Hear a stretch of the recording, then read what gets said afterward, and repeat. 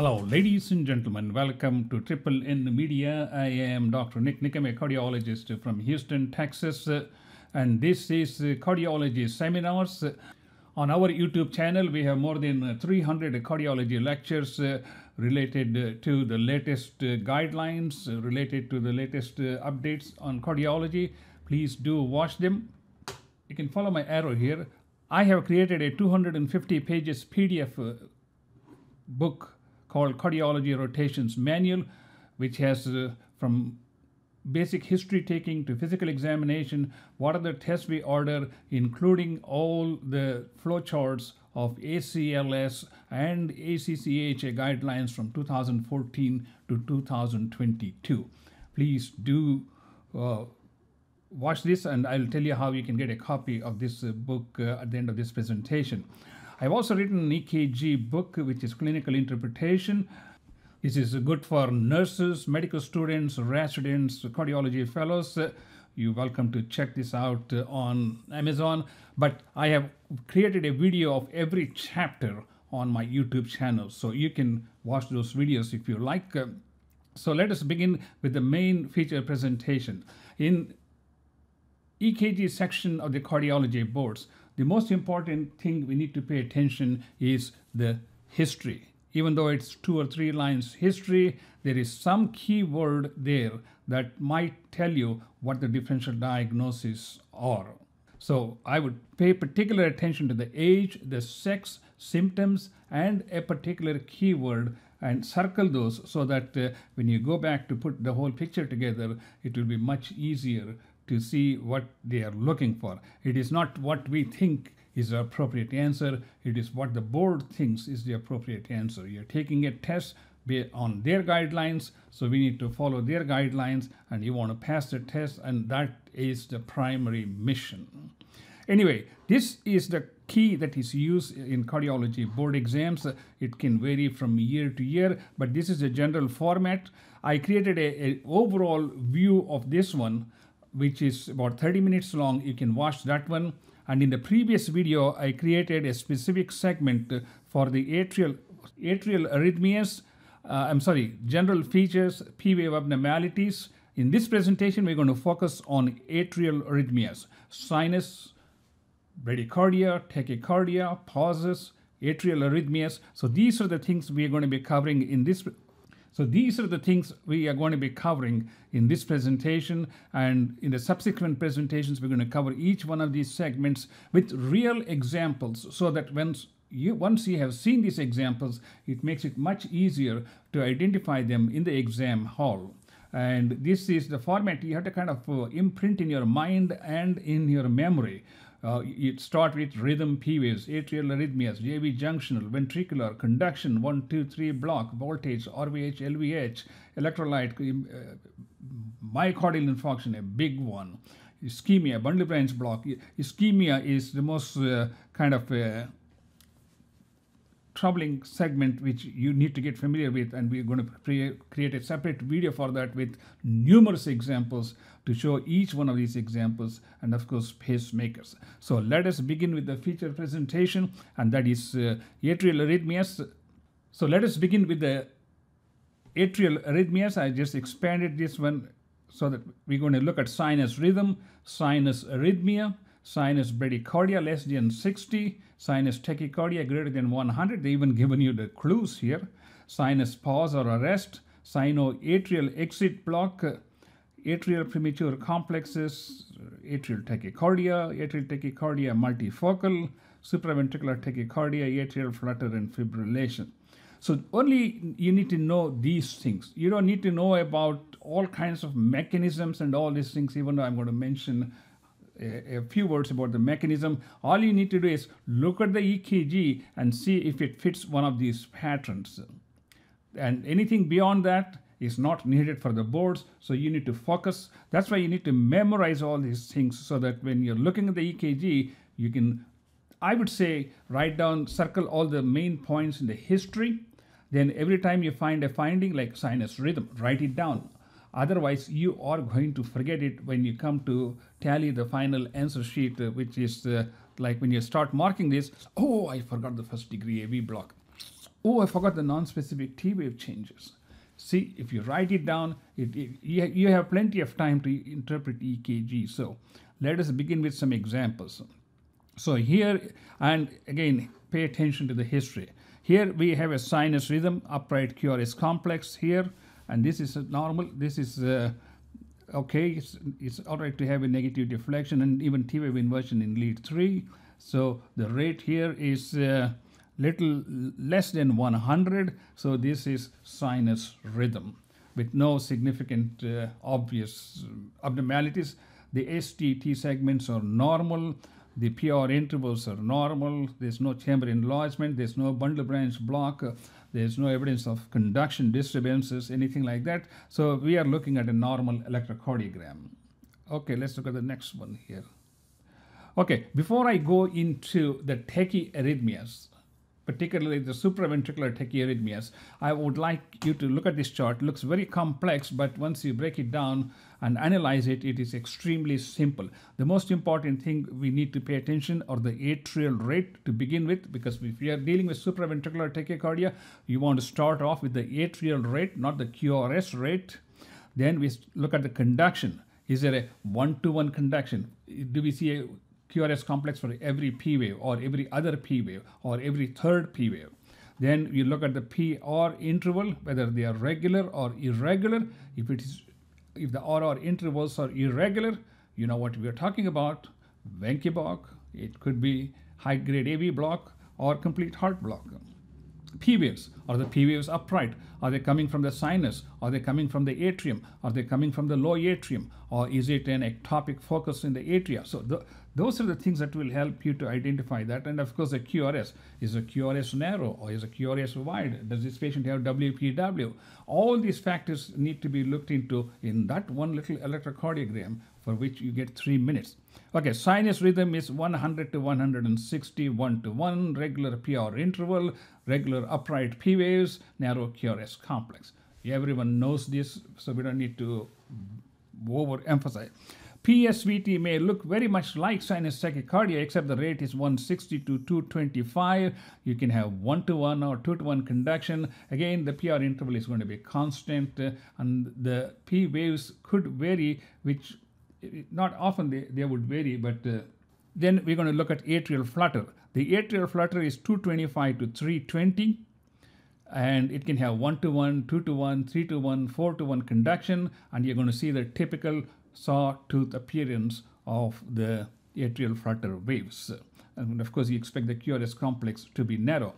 Atrial fibrillation greater than 320, variable morphology of the P waves and conductions, and everything is irregularly irregular. That's multifocal atrial tachycardia is different from atrial fibrillation. It looks like atrial fibrillation, but you see varying P wave morphologies. You may see some evidence of right axis deviation. There may be some right ventricular hypertrophy or loss of anterior forces, which may suggest you may be dealing with a patient with COPD.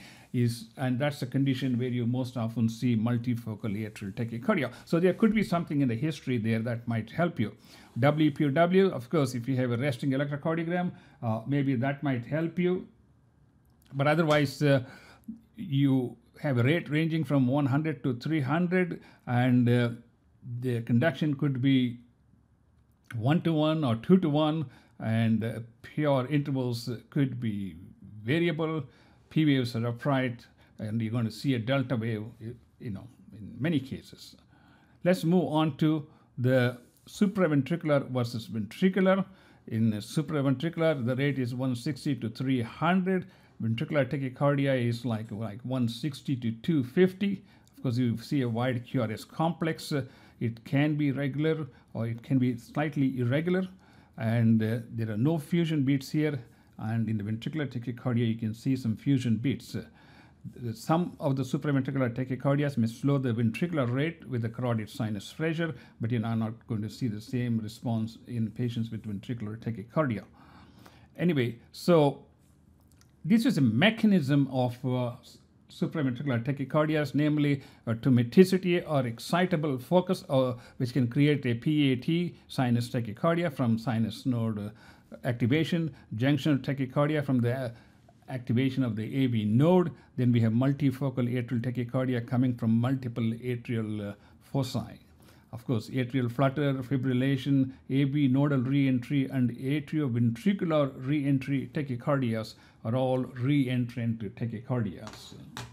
So we are going to begin with some examples really and see what we are dealing with.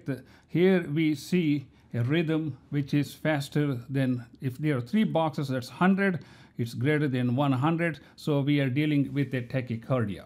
The question is this sinus tachycardia? Since it's just about 100 to 160, now we are dealing with sinus tachycardia, junctional tachycardia, or flutter with 2-to-1 conduction, or atrial fibrillation with variable ventricular response. The rhythm seems to be regular, so that is point number 2. Point number 3, there's some increased voltage here, which may be of some significance. If it's more than like 11, that may suggest some left ventricular enlargement. Anyway, so we are looking at a tachycardia, and we don't see a clear P waves before the QRS, but there may be a notch here in the P waves in the ST segment, suggesting maybe a retrograde P wave. So when we are looking at a tachycardia between 100 to 160 with a retrograde P wave, most likely this is junctional tachycardia. There are some non-specific T wave changes, but I don't know if that is significant. I would mark non-specific T wave changes. I don't know if there's one item like that. STT changes. The ST segments are okay, but the T waves are flat in 1, 3. T waves can be inverted in lead 3, but they look kind of flat here. So those are some of the findings in this electrocardiogram. Let's look at the next one here. Okay, here we have a rhythm that is less than 100. So this is not a tachycardia. The question is, do we see a P wave? We don't see a definite P wave here. So we don't see a preceding P wave unless you try to dig up some P waves, assuming like some of these blips may be P waves, but they're not consistent. So we don't see any P waves. Some of these leads look like there may be a spacer spike, but I don't think that's actually a pacemaker spike. But anyway, let's start off with, there is a right bundle branch block here. Anytime you see a terminal slurred S wave, like a smooth upstroke, that is, just looking at lead 1, you will be able to recognize right bundle branch block. So we have what looks like a junctional rhythm. Since the rate is between 60 and 100, this is an accelerated junctional rhythm with the left axis deviation, left anterior hemiblock. You have to put both of these because left axis is only up to minus 30 degrees. But beyond minus 30 and 45 degrees, it is left anterior hemiblock. So we have a right bundle branch block. Where's my mouse? We have a right bundle branch block, left axis deviation, left anterior hemiblock, and we have a right bundle branch block and reciprocal changes related to the bundle branch block. So there are a lot of findings here. So we have an accelerated junctional rhythm with what looks like QS complexes. So what is the underlying problem you're looking at? You could even mark down inferior myocardial infarction. So this is, if this is a recent inferior myocardial infarction, then the accelerated junctional rhythm may fit with the clinical picture, which is associated with inferior myocardial infarction. So just by looking at this electrocardiogram, we can deduct a lot of information about this patient. But also remember, right bundle branch block, which is not as significant as the left bundle branch block, but still the presence of right bundle branch block may signify more problem than just a simple isolated inferior myocardial infarction. And so those are some of the things we look. And also there is some voltage which is less than 5 millimeters here, but in the precardial leads we have more than like 10 millimeters. So I don't think I would call this low voltage, even though you may think it is low voltage in the limb leads, but that's not what. So we are looking at the junctional, accelerated junctional rhythm, inferior myocardial infarction, recent, or you can say right bundle branch block. So those are some of the findings in this one. Let's look at this one here. And here we have what looks like, look at the rhythm strip, varying RR intervals. When the RR intervals are irregularly irregular, then we need to consider atrial fibrillation and multifocal atrial tachycardia at the top of the list, of course with WPW features if the patient has an underlying WPW. Next, we also see a PVC here, which is wide QRS complex. And what else do we see? The STT changes are kind of hard to predict in the presence of atrial fibrillation, but anyway, there are some non-specific STT changes here because you see it in one AVL.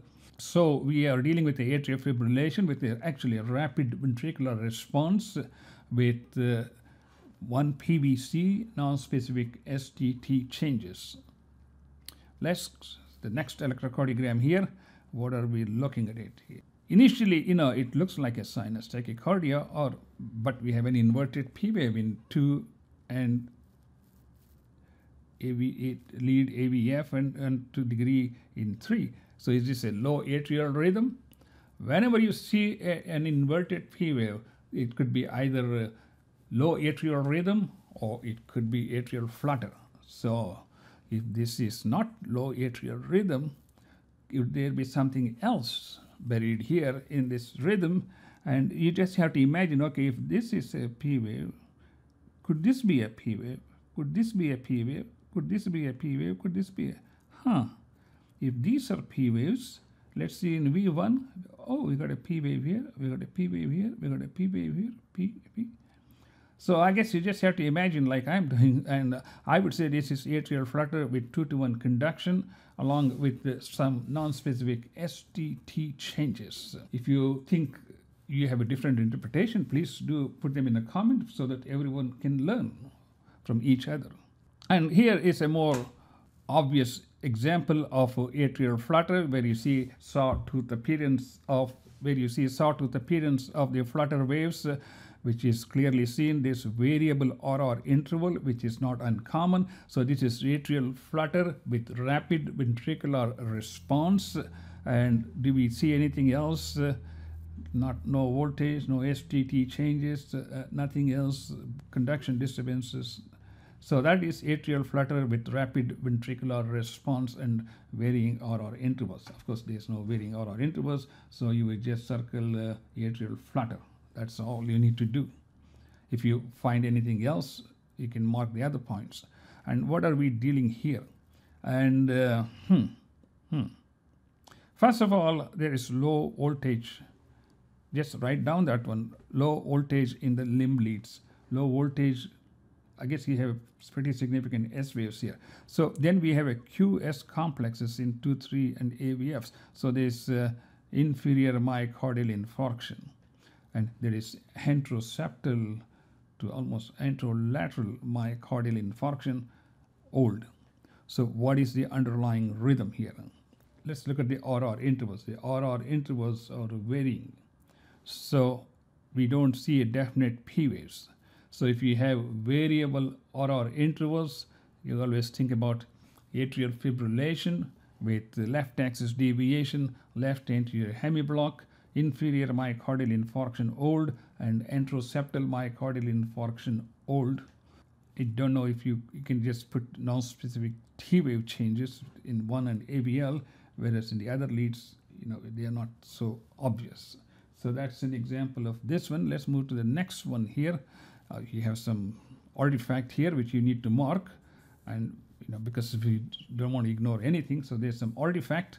Then we have a right bundle branch block. I say, how do you say it's right bundle branch block? Look at the terminal S wave. The terminal S wave is sort of coving and it's wide. That you see the same thing in multiple leads. Actually, you see that in the lateral leads also, not in this cardiogram, but in the other ones. And so we have a right bundle branch block, and we have what looks like a flutter here. Tuck, tuck, tuck. Flutter with variable conduction, left axis deviation, left anterior hemiblock, right bundle branch block, and some T wave changes laterally. So those are some of the findings in this electrocardiogram. So here you have to write down the rate is almost 100, or you can just say atrial flutter with, that's all you need to circle atrial flutter, but you also need to circle right bundle branch block, you need to circle left axis deviation, you need to circle left anterior hemiblock, because this is much more negative than the positive deflection. That means it's beyond minus 45 degrees on the left shoulder side. And then we have some non-specific STT changes. Okay, what do we see here? What is the rate here? 150, or maybe, yeah, if it's 150 or 160, we need to think about sinus tachycardia. It's in the border of 150 to 160. And sinus tachycardia, junctional tachycardia, paroxysmal atrial tachycardia, atrial flutter with 2-to-1 conduction, in that range between 150 and 160. And what do we see here? Well, of course, there are obvious flutter waves here, which is a give off. And so anyway, so we see atrial flutter with rapid ventricular response, 2-to-1 conduction. Do we see anything else here? That's an important thing. So just because you get one golden nugget, don't forget the rest of the stuff. So I don't see any significant STT changes or any evidence of infarctions or axis deviation or pacemaker spikes. So that's it. Let's move on to the next one. Okay, what do you see here? Well, if you look at the P waves are there, there's a P wave, there's a P wave. So this is sinus origin. What is the rate? Less than 45. So this is sinus bradycardia. What else do we see? Do we see U waves? There's some U waves here, maybe not very prominent. And you see a U wave. And do we see any other, like do we see a Wenke block, or do we see a complete heart block, or is this a junctional escape rhythm? It is not junctional escape rhythm. We have a preceding consistent P wave for each QRS complex. And this is a narrow QRS complex, so it's not idioventricular rhythm. And that's how you kind of come to the conclusion. But this is a pretty clear-cut case of sinus bradycardia. I don't see anything else here. Next, we are looking at another electrocardiogram, which is tachycardia here to start with, like 120-25 beats per minute. And here we have a sinus PQRS. Looks like a sinus tachycardia to me. And there is some increased voltage, 1, 2, 3, 4, 5, 6, 7, 35 millimeters, S and R waves combined together. There is some left atrial abnormality or enlargement. So we have a sinus tachycardia with left atrial abnormality, left ventricular hypertrophy. And especially with the left ventricular hypertrophy, the repolarization changes we see is of this nature. You have a tall R wave and an upsloping ST segment and a T wave inversion. But here I see ST depression of almost 1 to 2 millimeters. So this is ST segment depression suggestive of ischemia to me, subendocardial ischemia. And these are not secondary repolarization abnormalities related to left ventricular hypertrophy or left bundle branch block. I mean, that's my interpretation. If you have a different interpretation and reasoning for that, please do put it in the comments so that all of us can learn from each other. So these are some of the findings I see in this electrocardiogram. As I said, you need to put down all the obvious findings that you see in the electrocardiogram, not just one, So they're not just asking you, is this sinus tachycardia or atrial flutter or atrial fibrillation? We're giving you a whole EKG and a history. Okay, what do we see here? Tachycardia, obviously. The rate is like 150, 160, almost 170. So this is in the range of atrial tachycardia. Number 2, could it be flutter? Well, it's unlikely to be. If it's 170, twice that rate will be like 340, which is beyond the flutter range. So basically you're looking at the T wave, and but we don't actually see the P waves as such unless the P waves are buried here for some reason. So this is like a paroxysmal supraventricular tachycardia. supraventricular tachycardia. If you put that one, atrial tachycardia could be, but we don't see a distinct P wave unless we have a prolonged PR interval, and unless you think this is a P wave here, which is kind of hard to identify those, and the P wave may be buried in these T waves. So atrial tachycardia would probably be the most paroxysmal, or atrial tachycardia would be the most appropriate one, and it is not multifocal. It is, I mean, it can do supraventricular tachycardia, but the points are going to be much less unless you code it as atrial tachycardia based on the rate. Okay, here what do we have? Obvious giant T wave inversions in 2, 3 AVF, V5 to V6. No definite P waves. Slow rate. When you are dealing with slow rate, no definite P waves, narrow QRS complex, junctional rhythm to start with. So this is a junctional rhythm, and this increased voltage S waves, and 1, 2, 3, 4, 5, 6, 7, 8, 9. So there is some evidence of left ventricular hypertrophy here with giant negative T waves in the anterior and inferior leads. So these T waves are supposed to represent ventricular ischemia. When you see generalized, giant, symmetrically inverted T waves, that's a sign of ventricular ischemia. And we have an example of a junctional rhythm with T waves suggestive of ischemia. And whenever we see negative, significant T wave inversions, we always need to think about hypertrophic cardiomyopathy, because there is also some evidence of left ventricular hypertrophy by voltage and by SGT changes criteria. So that's a sideline which is not asked here. I just wanted to let you know. And here's an example of, again, the rate is a little close to about 100, 103. So this is a sinus rhythm, tachycardia. So it looks like sinus tachycardia, almost 100. And the rhythm is regular, non-specific T wave changes in the chest leads, and the T waves can be inverted in 3, but usually you will expect it to be upright if the QRS complex is positive in AVF. And here we have an example of a right bundle branch block, which is quite obvious and looks like P wave, P wave, P wave, P wave. So we have a sinus rhythm and sinus arrhythmia also, because the RR intervals are quite variable from cycle to cycle. So we have a sinus arrhythmia, and we have a right bundle branch block. We have left axis deviation. The PR, I don't think it measures to be first degree AV block. Left axis deviation, left anterior hemiblock.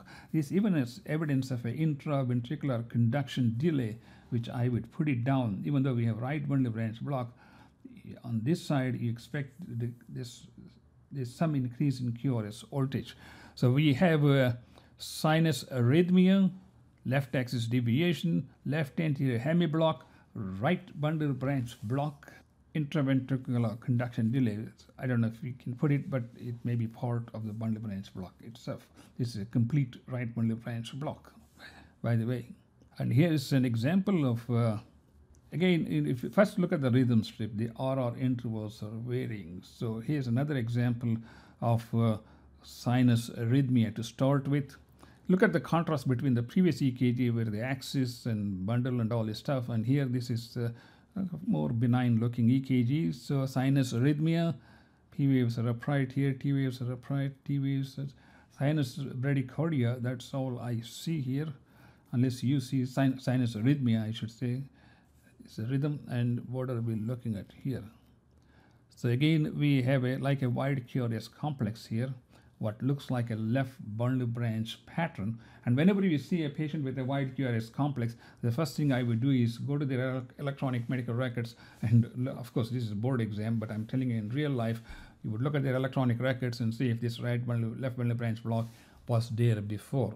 Even if the left bundle branch block was not there, sometimes we can see rate-related bundle branch blocks which is more often right bundle branch block, but you can also see rate-related left bundle branch blocks, and I have seen that in a couple of my patients.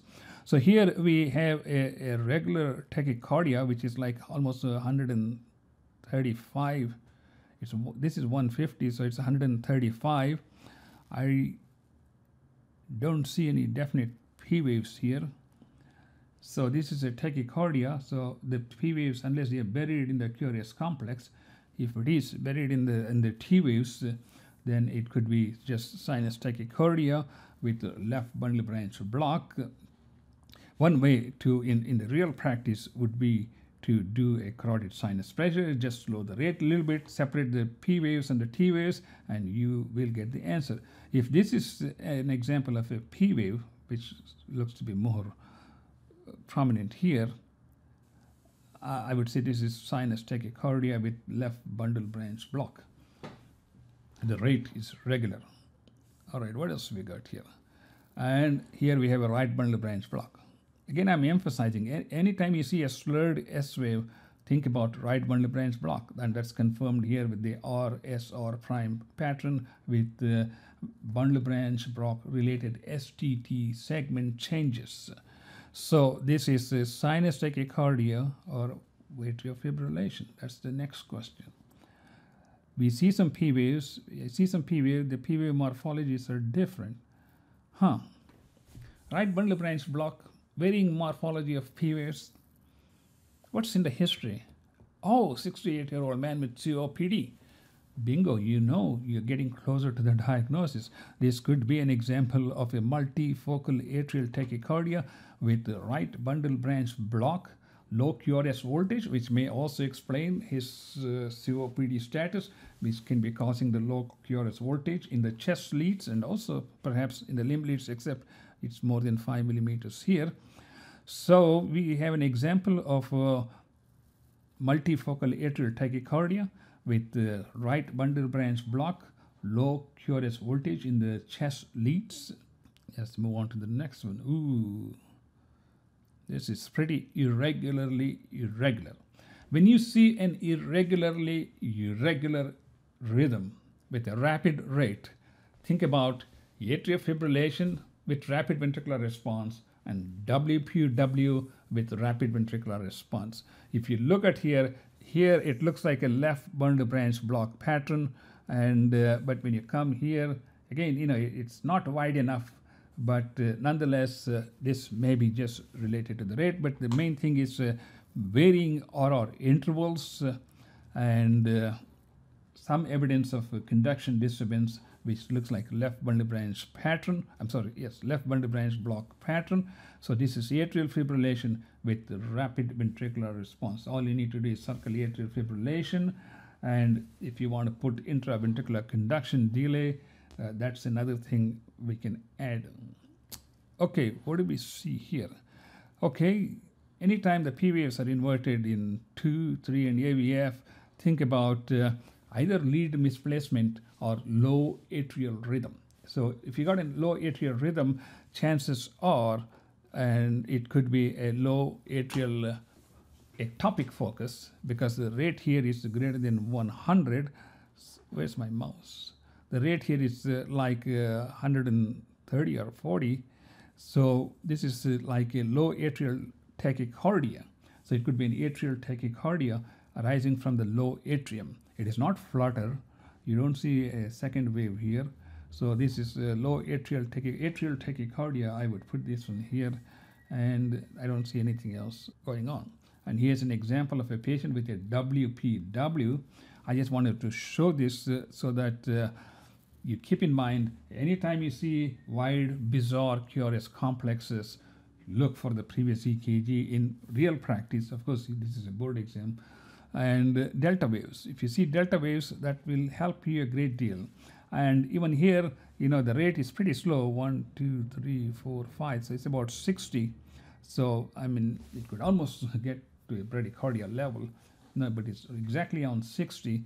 So this is sinus rhythm with WPW and left atrial abnormality because it's more than one box. And here we have a sinus beat, and a little different morphology here. and this beat looks this one, and this beat looks similar. So what are we looking at here? We expect a P wave to be coming here. So we're not seeing a P wave. That means there is sinus exit block. I'm sorry, the sinus exit block. We are not seeing the P wave activation because the impulse is not getting into the atrium. So an example of a sinus exit block followed by a pause, then the rhythm resumes with what could be a different focus, and then we have the reestablishment of the rhythm.